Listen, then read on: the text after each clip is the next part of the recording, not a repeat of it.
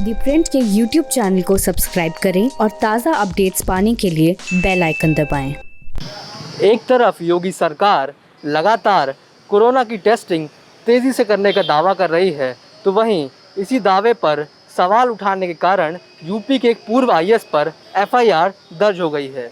दरअसल यूपी के पूर्व आईएएस सूर्य प्रताप सिंह ने ट्विटर पर लिखा कि लगातार जिस तरीके से टेस्टिंग यूपी में होनी चाह रही थी उस तरह से हो नहीं पा रही है। बल्कि उन्होंने सवाल उठाते हुए ये भी कहा कि जो डीएम ज़्यादा टेस्टिंग करते हैं उनको मुख्य सचिव की ओर से फटकारा जाता है।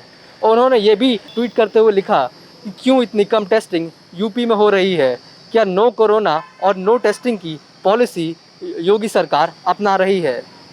तो फिर क्या था, जैसे ही ये ट्वीट वायरल हुआ उसके बाद सूर्य प्रताप सिंह पर लखनऊ के हजरतगंज थाने में एफआईआर दर्ज कर ली गई। एफआईआर के मुताबिक उन पर यह आरोप लगा कि वह अफवाह फैला रहे हैं, साथ ही में भ्रामक खबरें भी ट्विटर पर पोस्ट कर रहे हैं। योगी सरकार ने मेरे खिलाफ मुकदमा किया है क्योंकि मैंने मुख्य सचिव से एक प्रश्न पूछ लिया कि आप जिलाधिकारियों को फटकार रहे हैं और कह रहे हैं कि इतने टेस्ट के लिए सैंपल क्यों भेज रहे हैं, क्या ये सही है? इतना सवाल किया था।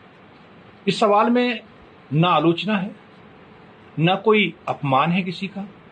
एक पूर्व नौकरशाह वर्तमान नौकरशाह से एक सवाल पूछ रहा है, उसका सिंपल जवाब बनता था यस और नो। एफआईआर तो नहीं बनती थी। अब मैं ये पूछना चाहता हूं कि उत्तर प्रदेश में जो टेस्ट हो रहे हैं वो कितने हो रहे हैं? 6000 प्रतिदिन है, 7 है, 8 है, 10 है, 15 है, कुछ पता नहीं चलता। अलग अलग बयान आ रहे हैं। अब जिलों से 75 जिलों से 1 लाख से ऊपर सैंपल प्रतिदिन आ रहे हैं और आप कह रहे हैं हम 15,000 10,000 टेस्ट करा रहे हैं। तो एक्चुअल संख्या क्या है ये बताओ। इस एफआईआर के बाद सूर्य प्रताप सिंह ने कहा कि वे अपने स्टैंड पर अभी भी कायम हैं। उन्होंने लगातार ट्वीट करते हुए ये भी लिखा कि यूपी में कोविड की इतनी कम टेस्टिंग क्यों हो रही है।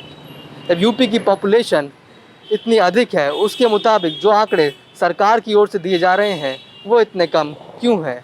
और साथ ही में उन्होंने ये भी सवाल उठाए कि वह अखिलेश सरकार के वक्त भी सरकार से अक्सर सवाल पूछा करते थे, लेकिन जब योगी सरकार से सवाल पूछा तो उन पर एफआईआर दर्ज कर ली गई।